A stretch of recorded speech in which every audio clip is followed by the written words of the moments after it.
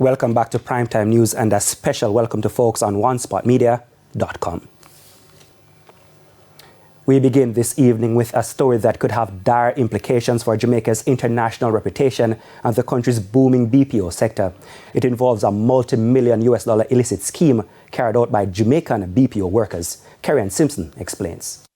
The Taylor Swift Eras Tour was one of the highest grossing tours of all time, generating a record $2 billion held over 21 months. The demand for tickets was high, and with scammers attempting to cash in, Jamaicans were at the center. This week, 20-year-old Tyrone Rose and 31-year-old Shamara Simmons were charged with second-degree grand larceny, first-degree and fourth-degree computer tampering, and fourth-degree conspiracy. They are accused of stealing nearly 1,000 tickets for concerts and other high-profile events. U.S. prosecutors allege Rose was among Jamaicans employed to Sutherland Global in Jamaica who redirected purchased tickets to the emails of Simmons and another accomplice based in Queens, New York. This happened between June 2022 and July 2023. It's further understood that the co-conspirators then downloaded the tickets and resold them on StubHub at inflated prices, raking in more than $600,000 US.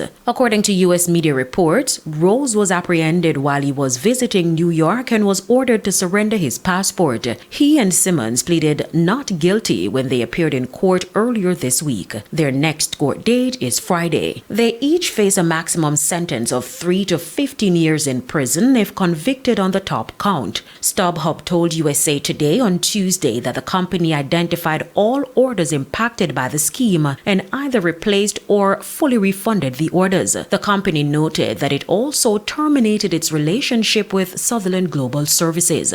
USA Today further quotes StubHub's legal chief, who stated that upon discovering this criminal scheme, it was immediately reported to the third-party customer service vendor Sutherland Global Services, as well as the Queens District Attorney's Office and Jamaica law enforcement. He is further quoted as saying that the individuals who are involved, employees of Sutherland Global Services, exploited a system vulnerability to fraudulently resell tickets. They were swiftly identified and terminated.